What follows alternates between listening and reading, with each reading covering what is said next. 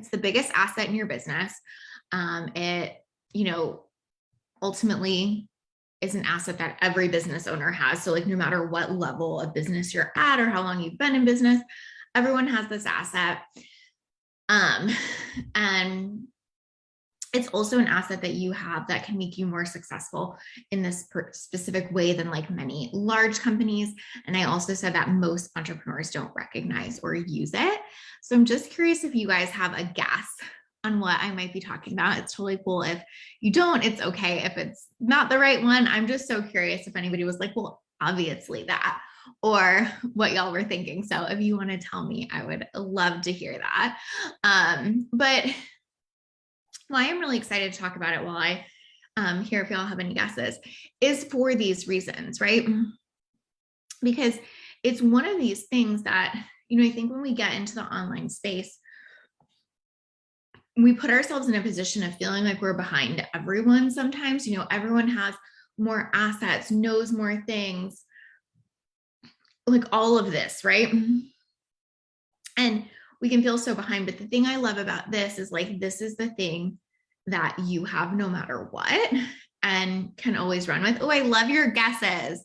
Growth mindset, relationships, self-trust, personal brand, creative agency. Well, gosh, these are so good.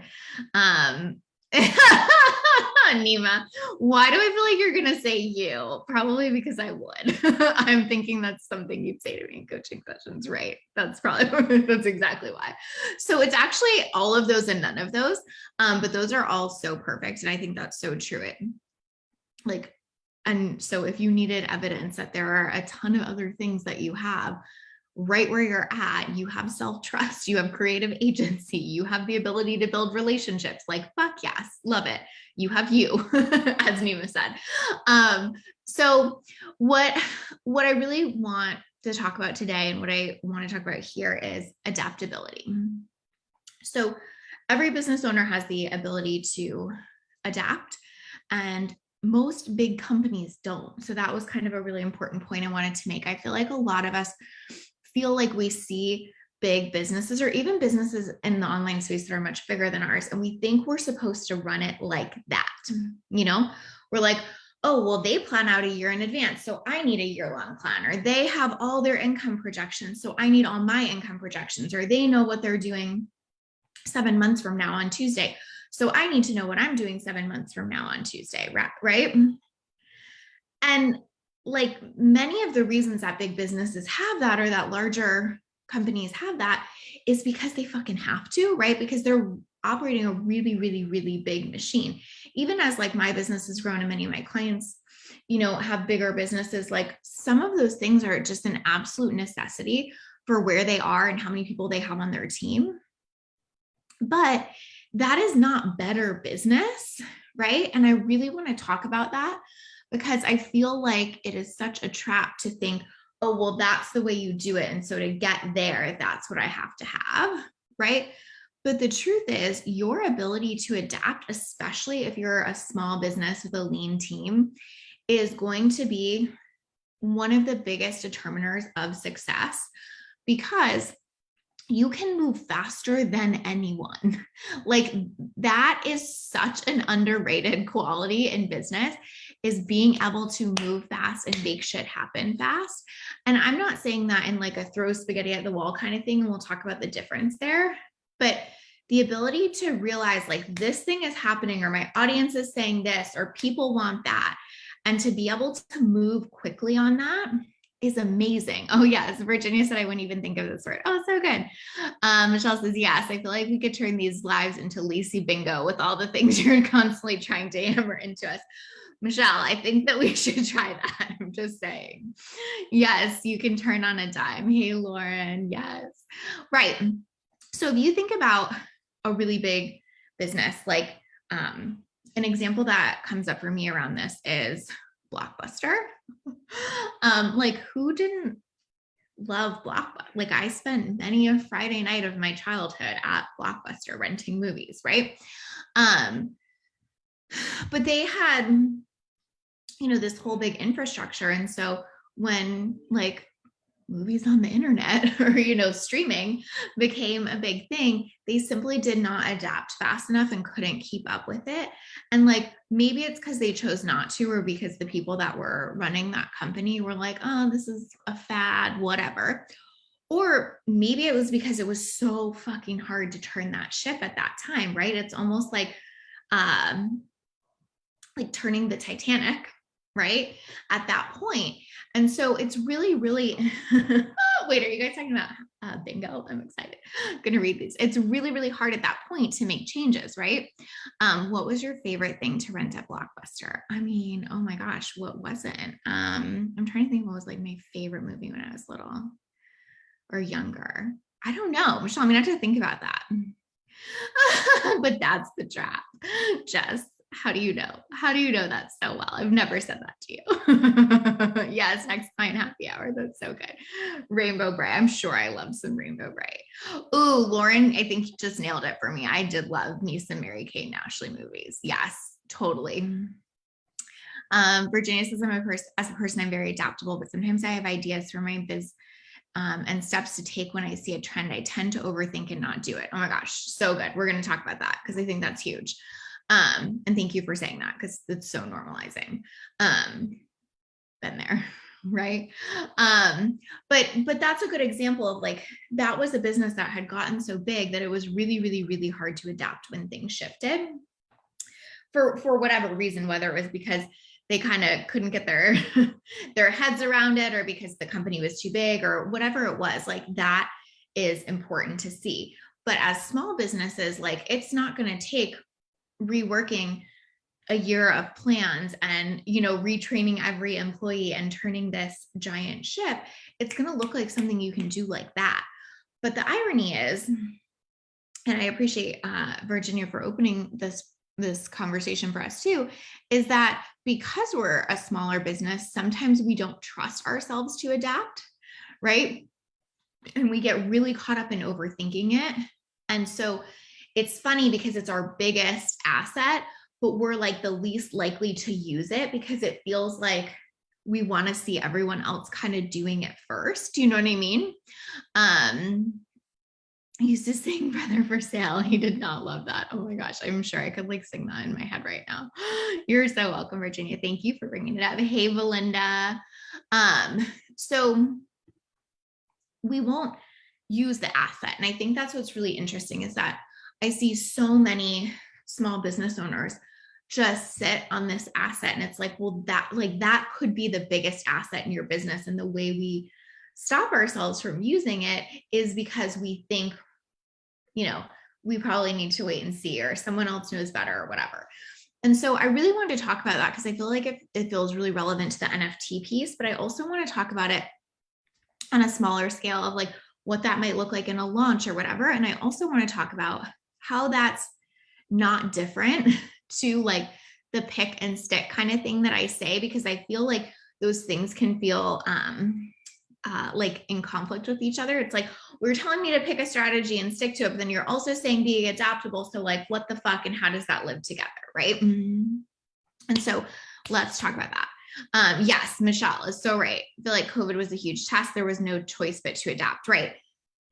Oh my God, how many businesses had to go through adaptations with COVID, right? Or how many chose not to and probably suffered greatly or had to close down the business because of it? That's a whole other thing, right? Exactly, Lauren, the mind drama. So with the NFT, I'll just talk about that from like an adaptability standpoint. What really happened there is I was seeing like, okay, I see how important this is becoming in the online space, and I see how we're trending towards this, and I see how this is becoming a big deal. What would it look like for a Lit Up Life to adapt to that? Now, do I feel like we 100% got it perfect? Do I feel like there was no, learning involved? Do I feel like I would do it 100% the same next time? Probably not. Like, I think we've learned quite a bit. I think the offer would be the same. I think maybe the way I would roll it out would be slightly different, just because we've learned a lot in terms of like how long it can take to get ETH in your wallet, or how Many people have questions about this process, or how many people, need time to get on board and see the value, all of those things, right?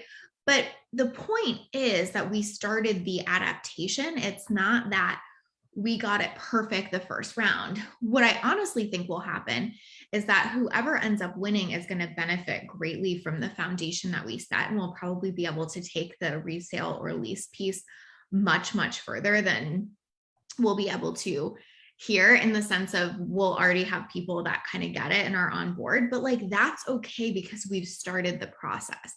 And so that's what I want to talk about here too, is that like adaptability doesn't mean like you switch something and it's perfect. Adaptability means like you're slowly ticking away at something. You're like making those slow transitions in a new direction. But again, the fact that you're a small business means those slow readjustments is, slow is an operative word. Like it is so much faster for you. Like the fact that I could have this idea in December and that we could be sitting here on January 31st in an auction is absolutely mind-blowingly fast, right? But it's because I harness that and run with that we're able to do that. If I waited to be like, how do I make sure that this process is absolutely perfect and nobody gets confused, and our audience is 100% on board, I would be waiting forever. You know what I mean? Yeah, Michelle says fertility treatments totally stopped after I started my biz, and I could have been like, well, maybe another time, but I used it as an opportunity to coach my first few clients and show up when the clinics reopened. Exactly. And folks were ready to work together. I was there to support them 100%. Like it just takes being willing to go there and being willing to adapt, right? And so,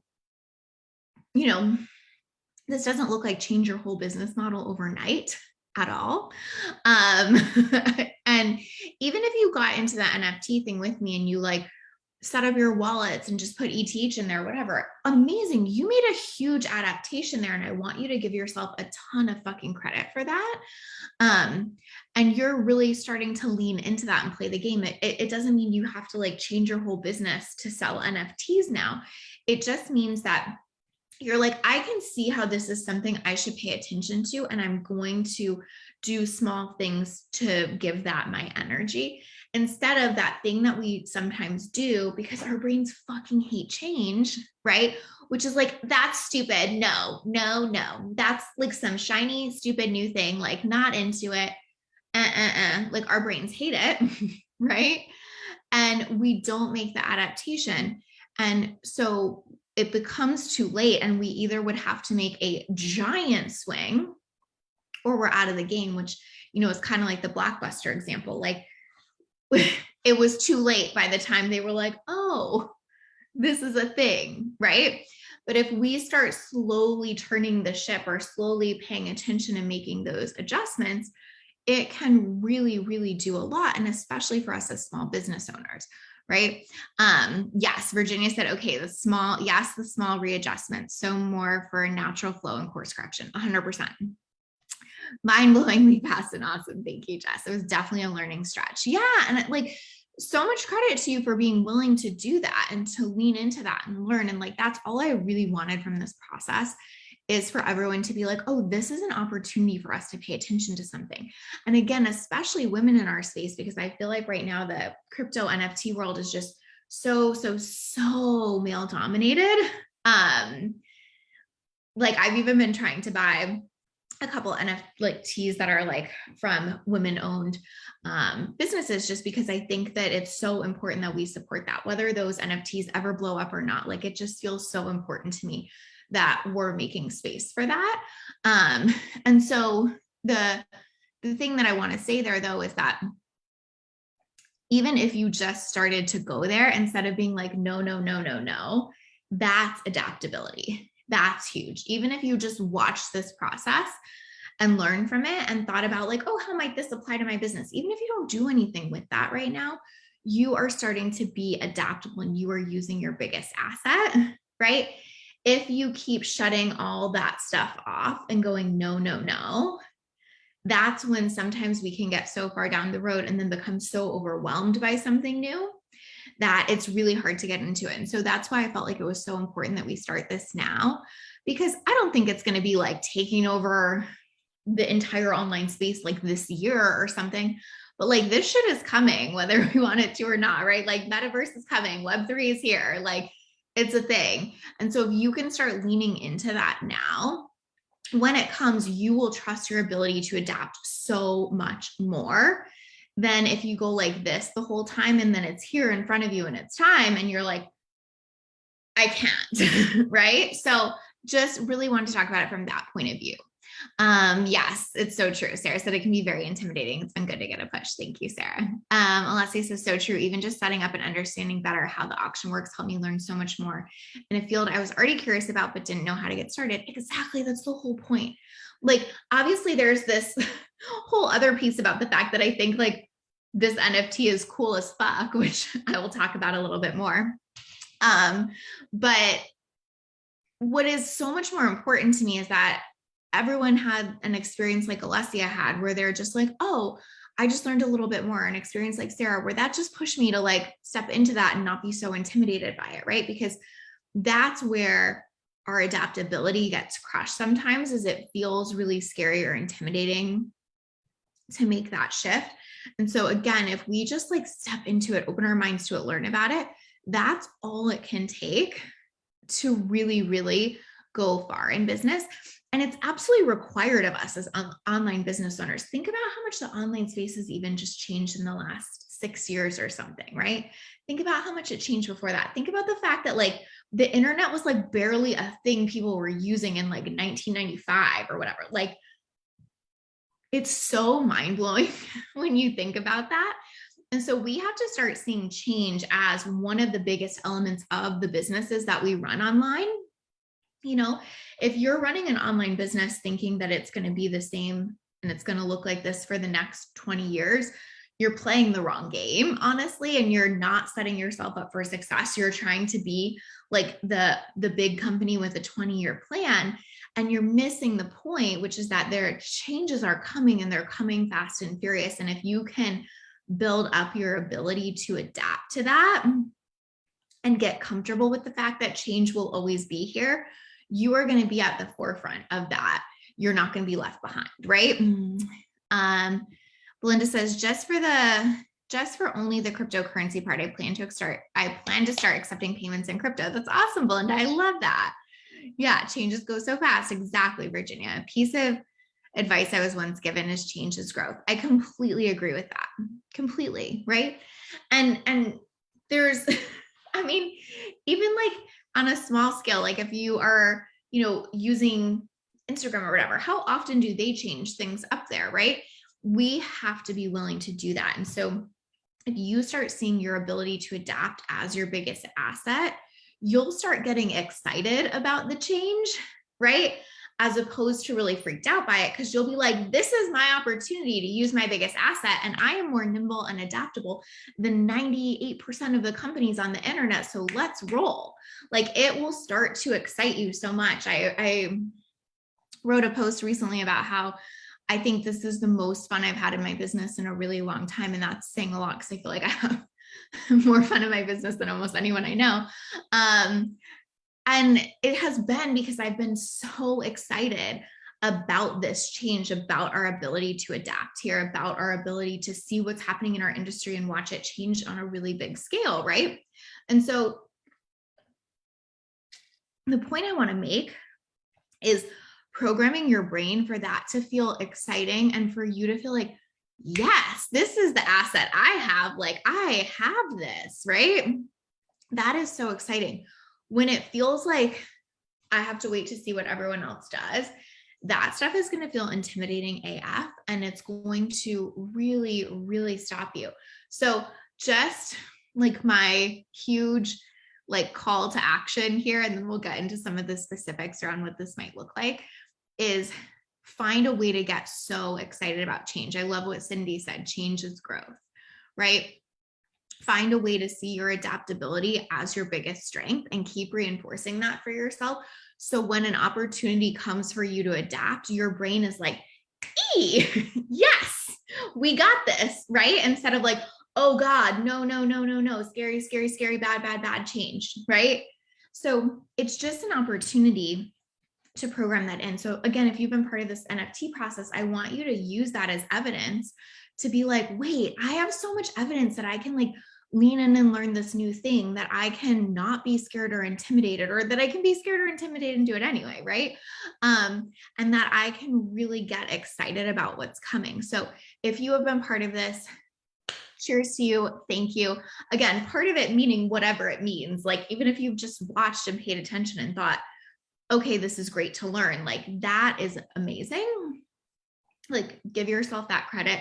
Let this be an evidence builder that for whatever is coming, you got this because you were willing to lean in and learn. You were willing to open your mind, to expand your thinking, right? Instead of being really closed off. So huge, huge props to anyone that participated in any way. Obviously, in some ways, we're just getting started because the auction just started today. We close on February 3rd at 7 p.m., give or take, because obviously the auction can get extended by 10 minutes, but I won't go into all of that now. But I think we already have 3 bids at least. Last time I checked. So that is super exciting, and just cheering all 3 of you on for being part of this already. And for the people who are like planning to bid, like, again, it's just about using this as an evidence builder.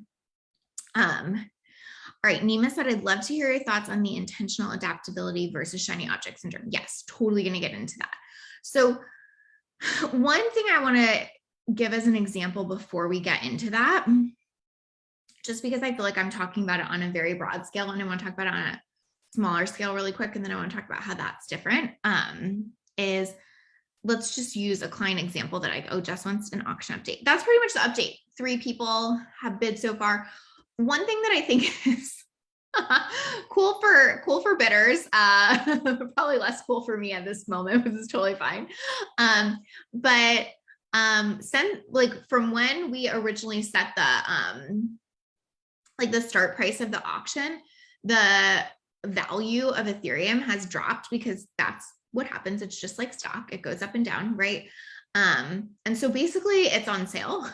So I think our highest bid right now is for maybe like $290. We were originally thinking the starting bid would be about $400. So even now it's basically $110 off like initial starting price. So if you were thinking about bidding, it is at an amazing deal right now. So get on that. I mean, I think it's wild to think about the value of what you're getting for that price point. So I'm super excited. We've already had 3 bidders, but I also am excited for y'all that it's on sale. I mean, obviously the point for me was never to make a certain amount off this or anything. In fact, like the fact that we already have 3 bidders on the first day, I feel like I could just like end it happy. Like I was so thrilled about that.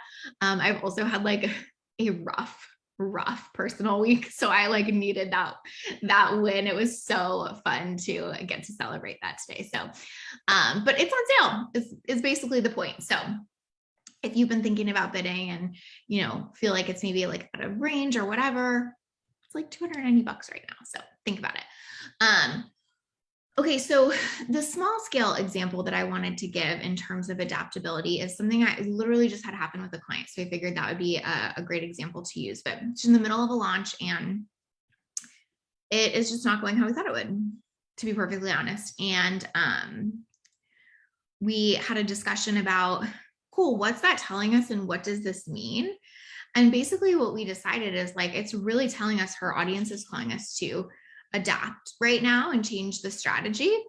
And so that's what we're doing. I'm usually not a fan of changing up things too much in the middle of a launch, but the data we were getting here really suggests that we should. And so we're going to. And what I had said to her is basically this, like, listen, this is definitely a pain in the ass, but at the end of the day, like the fact that you can even get data from a launch and adapt in the middle of it is just about the coolest thing ever in business. Again, most bigger businesses, larger companies absolutely cannot do that. So the fact that we're able to make that change mid-launch and see the results from that, I think is so tremendous. And so that's like a small example. Like a big example might be like, Web3 metaverse is coming. How are you adapting to that? A small example might be like, what's happening in your launch or in your business, and how are you adapting to that like this week? And again, that's where that asset comes in, because you can do it fast, because you're nimble, because you can make it happen quickly. She can go in and really change up some of the stuff here and see the results of that pretty immediately, as opposed to waiting, right? But here's where it gets confusing, right? Because there's a big difference between adapting and picking and sticking, which is something I talk about all the time too. Yes, it was such a nice pick me up, Virginia. It really was. It was very exciting. So when I talk about pick and stick, what I'm basically talking about is like, pick a strategy, stick to it, stack other strategies on top of that. All about that. When I'm talking about be adaptable, what I'm basically talking about is learn from what you're doing and then decide what that means and what your opportunities are. So with this client, I don't think she's not picking and sticking. She's certainly staying committed to this launch. Like, she has picked this launch, she is sticking to it. What we are adapting to is the data that's coming from it, right? So her audience is saying to her, like, hey, I really, really want this piece and not this piece, right? And so if she can take that and go, oh, okay, cool. How do I adapt that as quickly as possible? Because everyone is saying the same thing. And that tells me a lot. That's where we can stay committed to a strategy without like throwing everything out the window. So what would not be adaptable, in my opinion, is if she just then like canned the launch, right? And was just like, forget this launch, forget this thing, I'm out. Like, that's not adaptability, right? And it's certainly not picking and sticking. But the fact that she's like, I'm still really committed to this launch, but I have new data coming in. Cool, I'm making a shift. I'll also use the NFT as that example.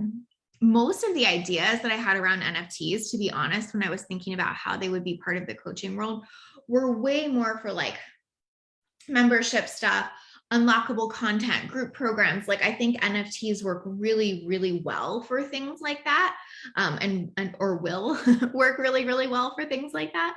But I'm not changing my whole fucking business to, get into the NFT world. So what I waited for was the idea around how I could still pick what I love, stick to that strategy, and be adaptable to that. So that's why this particular way of doing the NFT was adaptable, but without like chasing a shiny object or like fully changing everything, because it kept me committed to like what my, course is, which is one-on-one.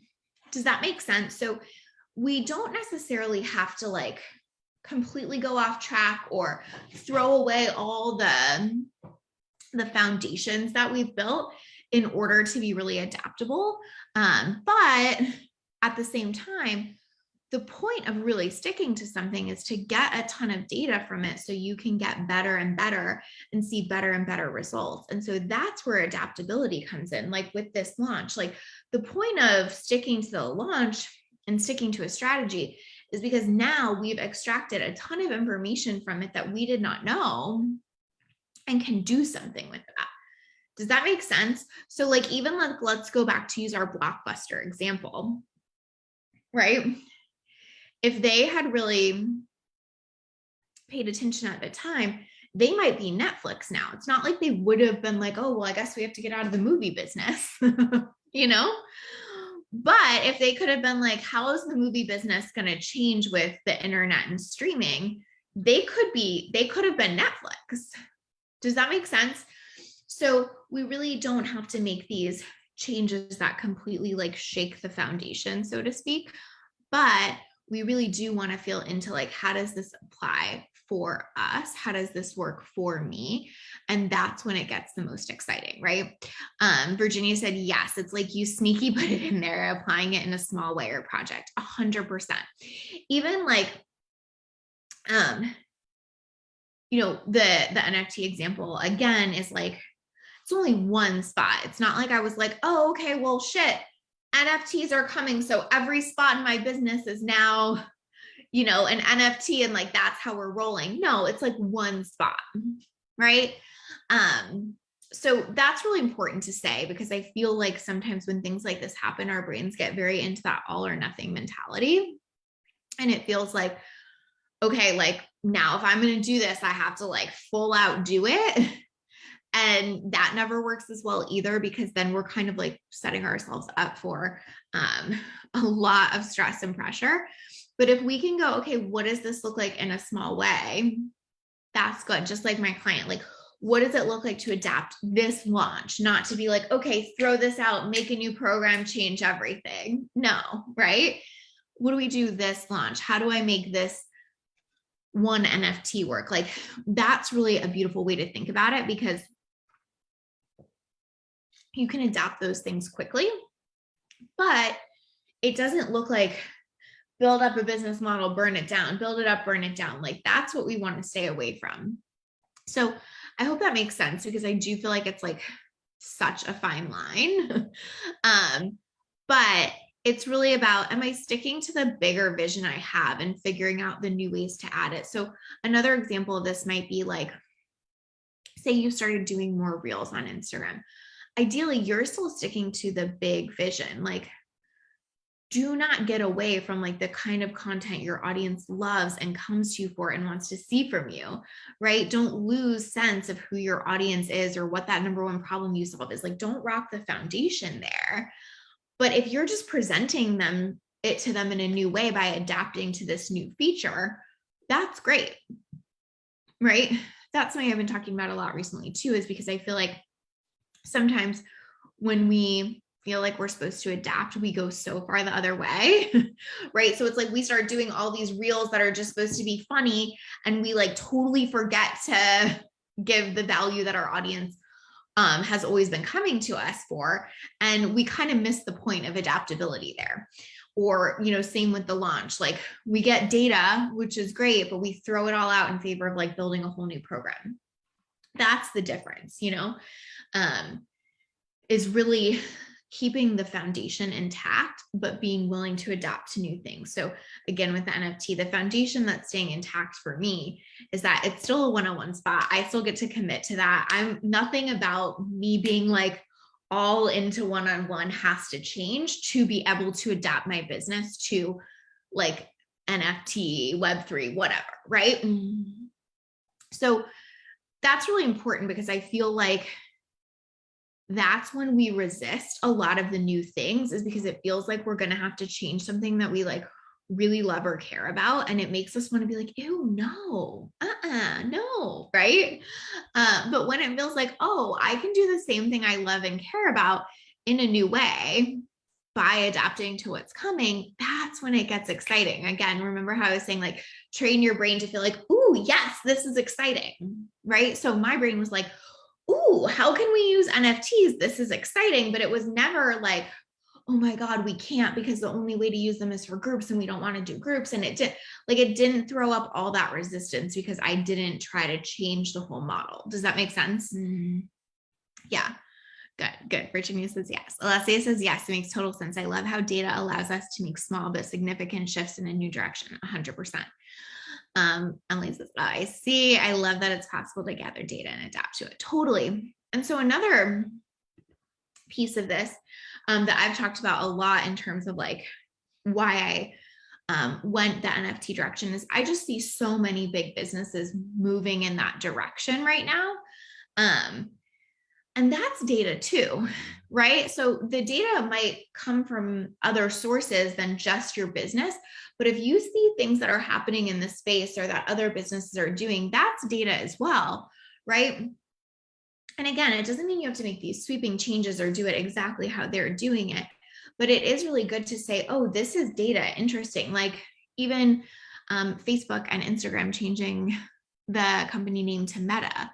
Okay, that's data for all of us that are marketing on these platforms. That's important data, right? It's suggesting to us we need to be willing to adapt, right? That's all it's doing. It's just data. It's not like, okay, now everything about my business has to change. It's just one of those markers going, hey, looks like things are moving in this way. Are you paying attention to it? And when you see enough of those markers going, hey, hey, which is basically what happened for me. I just saw enough of those markers pointing in this direction. And it's the same thing with this launch that I was talking about with my client. We just see enough markers going, hey, look over here, pay attention over here, right? And then we can go, oh, okay, cool, noted. But nothing about the foundation of that has to shift. We're just tracking in a new direction, right? Michelle says, I'm glad you pay attention to these trends because I derive zero joy from that, but grateful to know I can come here to stay up to date. Yes, you totally can. I derive a lot of joy from that, so I got you. And listen, again, this doesn't mean like everyone that's listening to this needs to go make a huge change or do anything crazy in their business. Again, like I said, if all you did was like watch the NFT process and learn from it, you're probably light years ahead of so many business owners. It's just that you decided that you're open to that and you're willing to learn from that. And that is what is huge. And same thing with like all the data coming into your business. Decide you're open to it and willing to learn from it. And that is huge, because you're going to learn more from that than you're going to learn trying to find someone that'll tell you how to do it perfectly. Right? That is when we release our power. That is when we're like, well, I'm scared to adapt, so I need to find someone else who is like doing that, and then they'll just have to tell me how to do it. Right? But they don't have the same business as you. They don't have the same data as you. They don't have, the same audience as you. That is a trap. Oh my God, it's so funny because Jess said Lacy bingo would be me saying that's a trap, and I totally just did. I can't help it. But it is. So that's why I say it. Do you see what I mean there though? It's like adaptability has to kind of come down to us being willing to see what's happening in our own business and in our own world, than waiting for someone else to figure that out. And I'm not saying that someone else might not encourage you or, inspire you to do that, but don't take it like that same way. Michelle said drink. That's our drinking game. When Lacey says that's a trap, take a drink. Katrina says this golden ticket was a fun reason to dive in and learn and feel more empowered in the shifting and evolving space. Grateful for your nudges and leadership. Oh, you're so welcome, Katrina. Thank you. Julia said, I actually signed up for a course to learn more about the whole crypto world and got my hubby on board too, slightly, because he's a very traditional conservative guy. That's amazing, Julia. And what I love about that is like, it's just the step of learning it, right?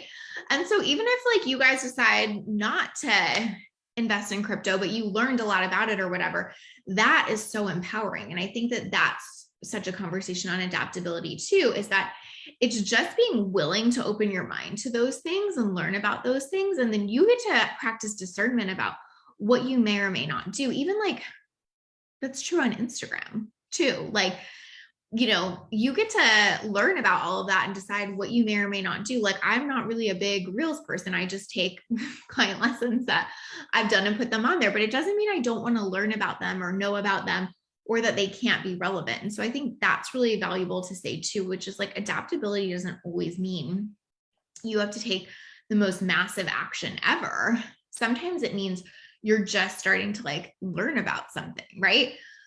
But again, make sure if you are taking the action that it's coming from a place of data of what's happening for you, your industry, your clients, your people, not kind of blindly following someone else because it feels intimidating, right?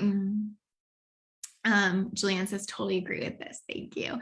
Virginia said, I was much focused on one-on-one coaching, but since last year I started working with local NGOs, consulting and coaching. It was not really my plan, but they saw the need in what I do. Now I'm taking it in direction towards education transformation. Never thought I would come at this place.